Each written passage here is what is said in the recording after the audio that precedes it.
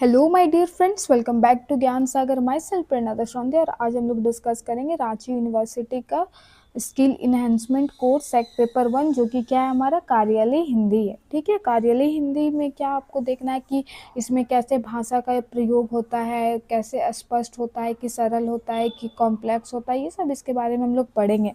जैसे कि हमें पता है एडमिनिस्ट्रेटिव में और या कार्यालय में क्या होता है, कोई भी इंस्टीट्यूशन में क्या होता है कि जितना भी मूलभूत काम होता है किसके पत्र के ही थ्रू होता है। कोई भी इंफॉर्मेशन देना हो या फिर कोई इंफॉर्मेशन सर्कुलेट करना हो, या फिर आपको किसी का कंप्लेन है, या आपको क्या कुछ कार्य करवाना है, या फिर जो कार्य नहीं हुआ है उसके लिए आप पत्र दे चुके हैं उसको रिमाइंडर फिर करवाना है। तो ये सब कैसे होता है, ओरली नहीं होता है, पत्र के थ्रू होता है। तो यहाँ पे हम लोग को पढ़ना है कि कौन सा वहाँ पे हिंदी का क्या लेवल होता है और कैसे यूज़ होता है। तो देखिए आपका यूनिट 1 में क्या पढ़ना है आपको कि कार्यालय में हिंदी प्रयुक्ति का महत्व। तो हिंदी भाषा का मतलब और भी क्यों नहीं हुआ, खोटा क्यों नहीं हुआ, नागपुरी क्यों नहीं हुआ, मराठी क्यों नहीं हुआ, हिंदी ही क्यों हुआ। ठीक है, तो इसका महत्व आपको बताना है। फिर कार्यालय पत्राचार क्या है, टिप्पण क्या है, प्रारूपण क्या है। फिर यूनिट 2 में आपको क्या पढ़ना है, कार्यालय हिंदी की अन्य प्रयुक्तियाँ, जैसे कि क्या हो गया, इसमें क्या आ जाएगा कि ज्ञापन क्या है, अनुस्मारक क्या है, अधिसूचना क्या है, विज्ञापन क्या है, निविदा क्या है और पृष्ठांकन क्या है। ठीक है। फिर आपके यूनिट 3 में आपका कार्यालय हिंदी की प्रयुक्तियाँ का अभ्यास और पत्राचार लेखन। चलिए, इससे हम लोग पहले वन वर्ड क्वेश्चन देखेंगे ताकि लॉन्ग करते वक्त हमें सारा कुछ क्या हो समझ में आए। ओके, तो देखिए, तो सबसे पहला है कि कार्यालय हिंदी क्या है, जो हमारा पेपर टाइटल है वो क्या है। तो देखिए, कार्यालय में प्रशासनिक कार्यों के लिए प्रयुक्त औपचारिक हिंदी को कार्यालय हिंदी कहते हैं। ये कैसी होती है, औपचारिक होती है। पत्र दो तरह के होते हैं, कैसे कैसे, एक औपचारिक होते हैं, एक क्या होता है, अनौपचारिक होता है। उसमें हम क्या करते हैं, फैमिली फ्रेंड्स को लिखते हैं। उसमें अगर थोड़ा सा आप अपनी अभिव्यक्ति मतलब अपना फीलिंग एक्सप्रेशन ये सब करते हैं, लेकिन औपचारिक में वो सब को कोई जगह नहीं। इसमें क्या आता है, स्पष्टता होना चाहिए, ठीक है, सटीकता होना चाहिए, सरलता होना चाहिए। ओके, चलिए, फिर आपका क्वेश्चन नंबर 2 है कि कार्यालय पत्राचार क्या होता है। ठीक है, कार्यालय पत्राचार क्या होता है। तो कार्यालयों के बीच में अधिकारी और कर्मचारी के बीच होने वाला औपचारिक पत्र व्यवहार क्या कहलाता है, कार्यालय पत्राचार कहलाता है।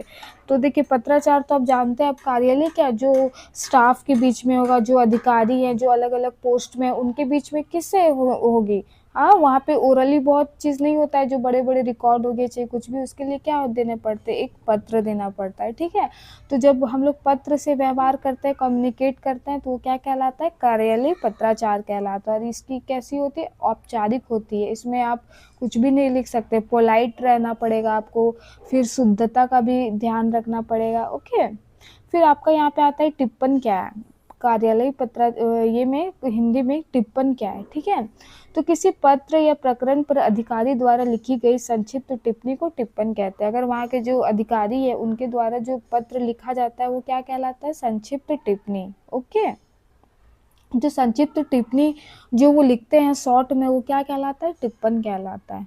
ओके, फिर आपका है प्रारूपण क्या है। प्रारूपण क्या है, तो देखिए, किसी पत्र या आदेश का मसौदा तैयार करने की प्रक्रिया को प्रारूपण कहता है। उसका प्रोसेस, उसको तैयार करने की विधि को क्या कहते हैं, प्रक्रिया को क्या कहते हैं, ड्राफ्टिंग कहते हैं या प्रारूपण कहते हैं।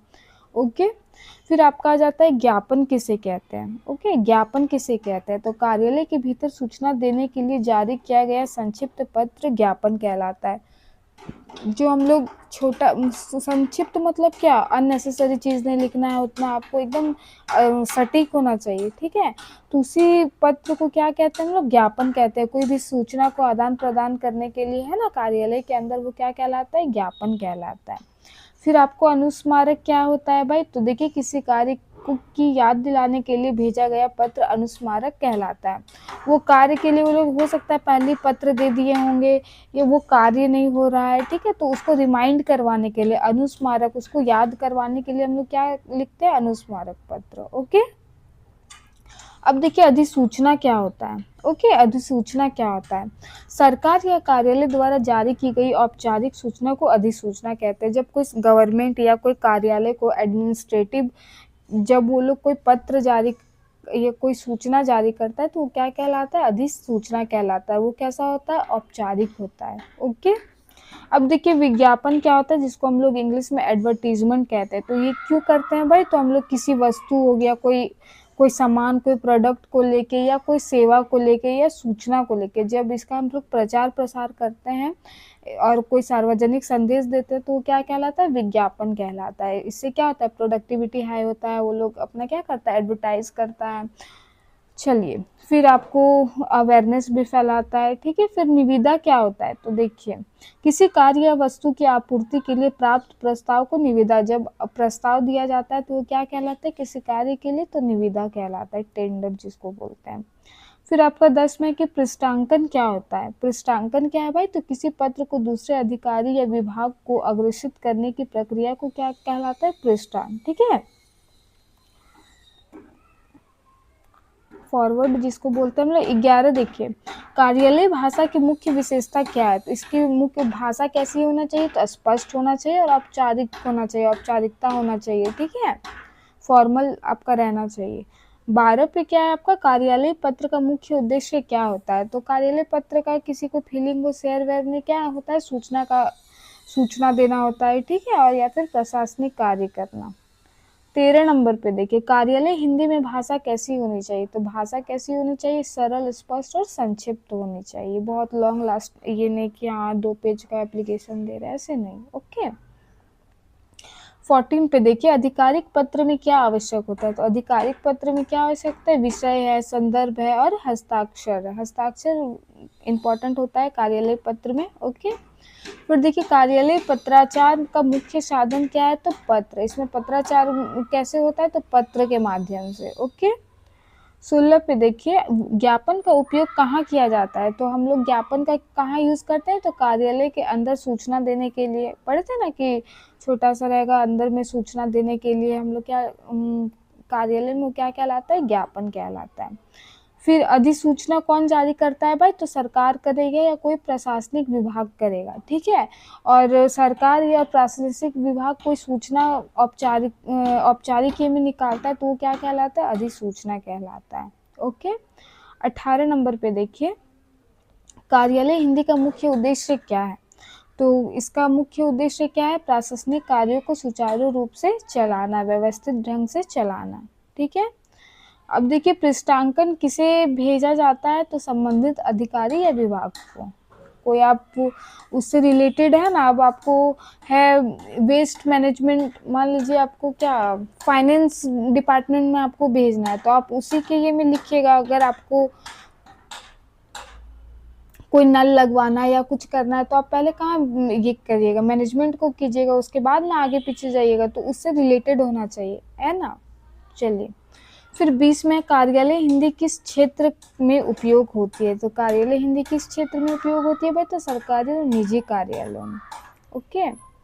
अब देखिए हमारा 21 में कार्यालय हिंदी का प्रयोग मुख्यतः कहाँ किया जाता है, तो कार्यालय हिंदी यहाँ पे नाम ही क्या है, कार्यालय, दैट मीन क्या, सरकारी या निजी कार्यालयों में। ओके। 22 पे हमारा कार्यालय पत्राचार में भाषा कैसी होनी चाहिए, तो भाषा कैसी होना चाहिए, स्पष्ट होना चाहिए, संक्षिप्त होना चाहिए और औपचारिक होना चाहिए। ठीक है। फिर ये सब तो नहीं आना चाहिए। 27 में हमारा कि कार्यालय पत्र में विषय, सब्जेक्ट का क्या महत्व है, तो विषय का क्या महत्व है भाई, पत्र के मुख्य उद्देश्य को स्पष्ट करता है। अब विषय नहीं लिखिएगा तो आपको मार के भगा देगा, है कि नहीं। वो ही क्या बताता है, सेंट्रल ये बताता है कि हाँ भाई इस बारे में है, वो वही देख के उसको पता चल जाएगा कि इसको हम पढ़ना है कि आगे नहीं पढ़ना है, इसको भेज देना है कि तुम जाओ ये काम नहीं होगा, तो वो क्या है, सारा पत्र का क्या विषय में ही निर्भर करता है। ठीक है। 28, प्रारूपण का उद्देश्य क्या होता है, तो क्या होता है, पत्र या आदेश का मसौदा तैयार करना। टिप्पण किसके द्वारा लिखी जाती है, तो अधिकारी द्वारा। अब चलिए हम लोग क्या लॉन्ग आंसर क्वेश्चन टाइप है तो इसको हम लोग करते हैं। ओके। तो पहला क्वेश्चन है, कार्यालय में हिंदी प्रयोग का महत्व स्पष्ट कीजिए। तो कार्यालयों में जो हिंदी भाषा का प्रयोग हो रहा है उसका आपको महत्व को स्पष्ट करना है। तो हम लोग को जैसे कि पता है क्या है, भारत एक क्या है, भारत क्या है, बहुभाषी देश है, इसमें अलग अलग भाषाएं बोली जाती है कि नहीं। तो देखिए इसका हम लोग इसका आंसर करते हैं, भारत एक बहुभाषी देश है। बहुभाषी मतलब बहुत सारे भाषाएं बोलने वाली, जहाँ अनेक भाषाएं बोली जाती है, लेकिन प्रशासनिक और सरकारी कार्यों के संचालन के लिए ऐसी भाषा की आवश्यकता होती है जो सरल, स्पष्ट, व्यापक रूप से समझी जा सके। देखिए ऐसे तो हमारे पास बहुत भाषा है, लेकिन किसी भी कोई भी ऑर्गेनाइजेशन को, इंस्टीट्यूशन को चलाने के लिए क्या हमको एक भाषा की आवश्यकता होती है, और वो क्या बहुत प्रभावी होना चाहिए, सरल होना चाहिए, और क्या होना चाहिए, व्यापक होना चाहिए, जो क्या हो दूसरों को भी समझ में आता हो, है ना। हिंदी ही एकमात्र भाषा है क्या है, हमारी जो राजभाषा है वो क्या है, अच्छे ढंग से हर कोने में समझा जा सकता है। यही अब उड़िया आप अपने देश, अपने राज्य में पूरा बोलते हैं, लेकिन वही बाहर में जाइएगा तो नहीं होगा, लेकिन हिंदी हम वहाँ पे भी बोलेंगे तो क्या होगा, हमारा काम बन जाएगा, है ना। देखिए हिंदी भारत की राजभाषा, इसीलिए कार्यालयों में हिंदी का प्रयोग अत्यंत महत्वपूर्ण माना जाता है। कार्यालयों में हिंदी का उपयोग प्रशासनिक कार्यों को सरल, प्रभावी और सुचारू रूप से संचालित करने में सहायता करता है। ठीक है, क्या क्या सहायता करता है भाई, तो देखिए प्रशासनिक कार्यों में सरलता, ओके, कार्यालयों में हिंदी का प्रयोग करने से प्रशासनिक कार्य को समझना करना आसान हो जाता है। भाषा ही सब, भाषा बहुत ये चीज़ है कि नहीं। आप उससे कोई चीज़ लिखा हुआ है, आप उसको जैसे कि हम लोग किताब में ही कुछ पढ़ते हैं तो वो क्या भाषा पे डिपेंड करता है। कोई बुक आप तुरंत समझ जाते हैं, कोई डेफिनेशन, कोई स्टैंडर्ड में रहता है तो नहीं समझ पाते हैं, इंग्लिश वाला नहीं समझ पाते हैं। दैट मीन क्या है, भाषा भी क्या बहुत बड़ा चीज़ है ना, किसी की अंडरस्टैंडिंग के लिए। आपका लाख दिमाग तेज है, लेकिन आप जब तक उस भाषा को नहीं समझोगे आप उसका आगे बढ़ ही नहीं सकते हैं। तो इस तरह में इस वाइड रेंज में यूज होने वाला एकमात्र भाषा क्या हमारा हिंदी है। ठीक है, इस कार्य को आसान है, जब कार्यालयों में प्रयोग की जाने वाली भाषा सरल, स्पष्ट होती है, तब कर्मचारी अधिकारी दोनों कार्यों को आसानी से समझ पाते हैं। और भाषा सरल है, स्पष्ट है, तो क्या कर्मचारी और अधिकारी दोनों अपना आराम से काम करेंगे, समझेंगे काम को, है ना। इससे क्या हो जाएगा, कार्य में गति तेज होगा, ऑब्वियस सी बात है। अदरवाइज क्या, एक मीडिएटर को बुलाना पड़ेगा कि हाँ भाई ये तमिलनाडु से, ये झारखंड से है, तो अब एक मीडिएटर चाहिए उसको तमिल और हिंदी में ये करने के लिए, है ना। दूसरा देखिए, जनता और प्रशासन के बीच में संपर्क। तो सरकारी कार्यालयों का मुख्य उद्देश्य जनता की सेवा करना होता है। सरकार, गवर्नमेंट का काम क्या है, हमारी सेवा, जनता की सेवा करना। यदि कार्यालयों में हिंदी भाषा का प्रयोग किया जाता है तो आम नागरिकों के लिए सरकारी सूचनाओं, पत्रों को समझना आसान हो जाता है। जैसे कि हिंदी क्या वाइड रेंज में ये राजभाषा है, तो उसको क्या और आम आदमी को समझने में भी क्या होगा, आसानी होगा। इससे प्रशासन और जनता के बीच बेहतर संपर्क स्थापित होता है। फिर इससे क्या होगा कि राष्ट्रीय एकता में बढ़ावा, यूनिटी में भी क्या होगा, नेशनल यूनिटी में बढ़ावा आएगा। हिंदी भारत की राजभाषा होने के कारण देश के विभिन्न भागों के लोगों को जोड़ने का कार्य करती है। जब कार्यालयों में हिंदी भाषा का प्रयोग किया जाता है तो यह राष्ट्रीय एकता, सांस्कृतिक संबंध को बढ़ावा देता है। फिर है कार्य कुशलता में वृद्धि। तो देखिए कार्यालय कार्यों में एक समान भाषा का प्रयोग हो तो कार्य कुशलता से बढ़ती है। हिंदी में तैयार किए गए पत्र, आदेश और रिपोर्ट कर्मचारियों के समझने में आसान होते हैं, जिससे कार्य अधिक प्रभावी ढंग से संपन्न होते हैं। इजी लैंग्वेज है, सब समझ जाते हैं, तो क्या होगा, ये प्रभावी, ये काम भी क्या होगा, जल्दी जल्दी होगा। फिर देखिए 5 में आपका भाषा और शब्दावली का विकास, ये कैसे है भाई, तो देखिए कार्यालय में हिंदी के प्रयोग से हिंदी की शब्दावली, अभिव्यक्त क्षमता का विकास होता है। प्रशासनिक और तकनीक शब्दों का हिंदी में प्रयोग होने से भाषा समृद्ध होती है, नए शब्दों का निर्माण होता है। फिर संवैधानिक महत्व क्या है, देखिए भारतीय संविधान के अनुसार संविधान के अनुच्छेद 343 में हिंदी को राजभाषा के रूप में मान्यता दी गई है। ठीक है, और इसलिए सरकारी कार्यालयों में हिंदी का प्रयोग को प्रोत्साहित किया जाता है। निष्कर्ष क्या है हमारा, इस प्रकार कार्यालयों में हिंदी का प्रयोग प्रशासनिक कार्य को सरल बनाने, जनता और प्रशासन के बीच संपर्क बढ़ाने तथा राष्ट्रीय एकता को मजबूत करना है। सब है कि क्या है कि हम इससे कार्य सरल होगा, समझ आगे बढ़ेगी, गति में क्या आएगा, तेजी आएगा, है ना। और इससे क्या होगा, संपर्क भी अधिकारी और कर्मचारी के बीच में सही बैठेगा, जनता और सरकार के बीच में भी, है ना। अब देखिए कि कार्यालय कार्यालय पत्राचार क्या है और इसकी विशेषताओं का विस्तृत वर्णन कीजिए। तो देखते हैं हम लोग क्या है। कार्यालय पत्राचार से तात्पर्य उन पत्रों और लिखित संचार से है जो कार्यालयों और अन्य संस्थाओं के बीच आधिकारिक कार्यों के लिए किए जाते हैं, है ना। कि इससे पत्र से क्या तात्पर्य है भाई, जो हम लोग पत्र लिखते हैं और उससे क्या करते हैं, संचार करते हैं। संचार मतलब कम्युनिकेट करते हैं। कम्युनिकेट मतलब क्या, सूचनाओं का आदान प्रदान करते हैं, ठीक है। और ये कैसे करते हैं हम लोग, तो पत्र के माध्यम से। और वो पत्र कौन से भाषा में है, यहाँ पे हमारे हिंदी भाषा में। और क्यों है, क्योंकि वो सरल है, स्पष्ट है ना। चलिए, प्रशासनिक कार्यों के संचालन में पत्राचार का अत्यंत महत्वपूर्ण स्थान होता है। कोई भी एडमिनिस्ट्रेटिव हो, कोई भी सरकार हो, चाहे कुछ भी ऑर्गेनाइजेशन हो, इंस्टीट्यूशन हो, सबको चलाने के लिए क्या होना चाहिए, एक मजबूत भाषा होना चाहिए। भाषा में भी क्या, हमारे पास हिंदी है, हिंदी में भी क्या करते हैं हम लोग, पत्र के माध्यम से सूचना का आदान प्रदान करते हैं, ठीक है। आदान प्रदान क्या करते हैं हम लोग, इसमें क्या करते हैं, देते हैं ताकि हमारा काम हो। चलिए, फिर हमारा क्या है, औपचारिकता। पत्र में क्या होना चाहिए, औपचारिकता। औपचारिकता कहने का क्या मतलब है कि इसकी संरचना, भाषा शैली और क्या हो, नियम को फॉलो करे। जो हमारा रूल रेगुलेशन है उसको क्या करे, फॉलो करे। अपना व्यक्तिगत भावना, अपना इंडिविजुअल फीलिंग यहाँ पे नहीं देना है, ठीक है। तो देख लीजिए एक बार आंसर, कार्यालय पत्राचार पूरी तरह औपचारिक होता है। इसमें भाषा शैली और संरचना निश्चित नियमों के अनुसार होती है। इसमें व्यक्तिगत भावनाओं के बजाय तथ्य और सूचनाओं का महत्व दिया जाता है। फैक्ट और जो इन्फॉर्मेशन है उस पर ध्यान दिया जाता है। उसके बाद क्या होना चाहिए, स्पष्टता होना चाहिए। कार्यालय पत्र में भाषा स्पष्ट और सरल होना चाहिए। यदि भाषा स्पष्ट होगी तो संदेश सही ढंग से समझ नहीं आएगा, कार्य में बाधा उत्पन्न हो सकती है। इससे हमारे कार्य में क्या हो सकती है, बाधा उत्पन्न हो सकती है। इसीलिए स्पष्टता का होना बहुत अत्यधिक आवश्यक है। फिर क्या है, संक्षिप्तता। आप अननेसेसरी चीज पूरा घुसा दीजिएगा, मेन मुद्दा ही गायब हो जाएगा। उतना टाइम है पढ़ने का, देखिए। कार्यालय पत्र में अनावश्यक शब्दों का प्रयोग नहीं किया जाता है। पत्र को संक्षिप्त और सारगर्भित होना चाहिए ताकि पाठक को मुख्य जानकारी तुरंत मिल सके। फिर क्या है, इसमें शिष्टता होना चाहिए। शिष्टता मतलब क्या है भाई, कार्यालय पत्रों में शिष्ट और विनम्र भाषा का प्रयोग किया जाता है। इसमें क्या, पोलाइट होना चाहिए। आपको विनम्रता, आप कितनों गुस्सा में है लेकिन आपको पोलाइट वे में ही लिखना पड़ेगा। आपको कंप्लेन वाला भी लिख रहे हैं आप पत्र, तो भी क्या होगा, वो विनम्र भाषा होना चाहिए, ठीक है। इससे कार्यालयों के बीच अच्छे संबंध बनाए रखने में सहायता मिलती है।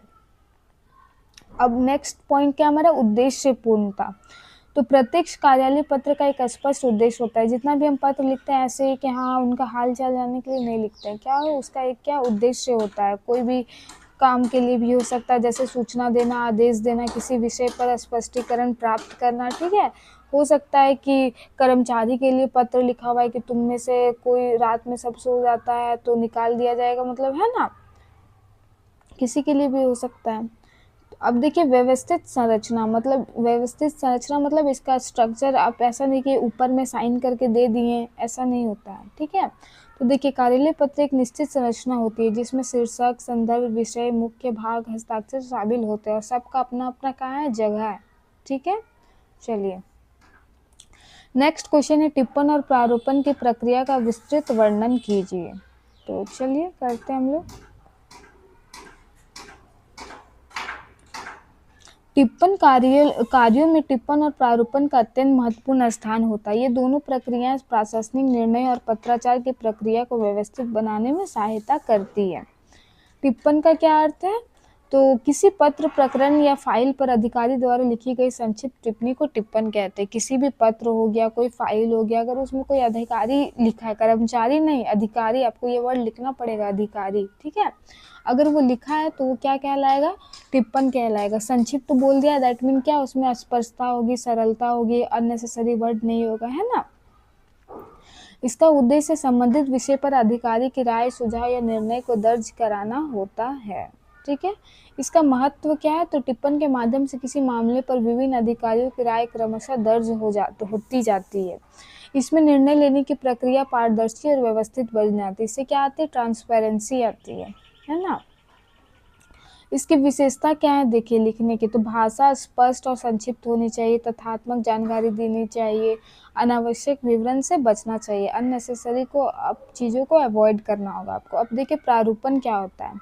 प्रारूपण तो हम लोग देख लिए कि क्या होता है कि कोई भी किसी पत्र, आदेश या अधिसूचना का मसौदा तैयार करना या मसौदा अधिकारी की स्वीकृति के बाद अंतिम रूप लेता है। इसको तैयार करने के बाद क्या उसमें देखा जाता है कि इसमें स्वीकृति हाँ सही है गलत है, बाद में इसको क्या इसको अंतिम फिनिशिंग दिया जाता है। ठीक है, प्रारूपण का उद्देश्य क्या है, तो इसमें इसका उद्देश्य क्या होगा, व्यवस्थित और स्पष्ट रूप में प्रस्तुत करना। ऐसे नहीं कि जो मंसूर ले जाके हम दे दिए, जैसे हम लोग स्कूल में करते थे, फिर प्रिंसिपल सर ही उसमें रेड कलम चलाते, तो ये सब नहीं, पहले से ही क्या आना चाहिए, त्रुटिहीन होना चाहिए और स्पष्ट होना चाहिए, ताकि समझने में कोई कठिनाई ना हो। इसका देखिए प्रारूपण की प्रक्रिया क्या है, पहले हमें विषय का अध्ययन करना होगा, आवश्यक जानकारी का संकलन मतलब कलेक्ट करना होगा, फिर मसौदा तैयार करना होगा, फिर अधिकारी से अनुमोदन प्राप्त करना होगा। अब देखिए ज्ञापन क्या है, इसकी विशेषता और उपयोगिता का विस्तार से वर्णन कीजिए। तो ज्ञापन देखिए, ज्ञापन कार्यालय पत्राचार का एक महत्वपूर्ण रूप है। यह एक औपचारिक दस्तावेज होता है जिसके माध्यम से किसी अधिकारी या कर्मचारी को सूचना, आदेश, निर्देश, स्पष्टीकरण दिया जाता है। सामान्यतः ज्ञापन का उपयोग सरकारी और निजी कार्यालयों में प्रशासनिक कार्यों को व्यवस्थित करने के लिए किया जाता है। अंग्रेजी में ज्ञापन को क्या कहते हैं, मेमोरेंडम कहते हैं। ज्ञापन का अर्थ क्या है, तो देखिए ज्ञापन का शाब्दिक अर्थ होता है किसी विषय की लिखित सूचना। ठीक है, ओरल नहीं, क्या लिखित।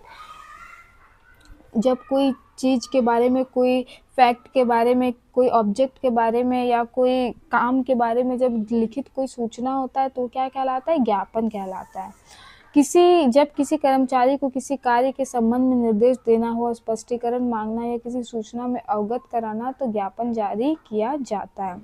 कोई कर्मचारी को कोई किसी चीज़ के लिए उसको डायरेक्शन देना हो, निर्देश देना हो, या कोई स्पष्टीकरण किसी चीज़ के लिए, अगर सबको कोई डाउट है तो उसको स्पष्ट करना हो, या किसी सूचना से, किसी इंफॉर्मेशन से उन लोग को क्या अवगत, अवेयर कराना हो, तो क्या होता है, ज्ञापन जारी होता है। ओके, इसका उद्देश्य क्या है, ज्ञापन का मुख्य उद्देश्य कार्यालयों में प्रशासनिक व्यवस्था बनाए रखना, आवश्यक सूचनाओं को लिखित रूप में संप्रेषित करना है ना। बड़े बड़े ये में तो ये का तो वैल्यू नहीं है, ओरली का रिकॉर्ड नहीं रहेगा, आपको क्या करना पड़ेगा, सब कुछ लिखित देना पड़ता है, और वही क्या कहलाता है, ज्ञापन कहलाता है। और इसमें स्पष्टता भी आती है।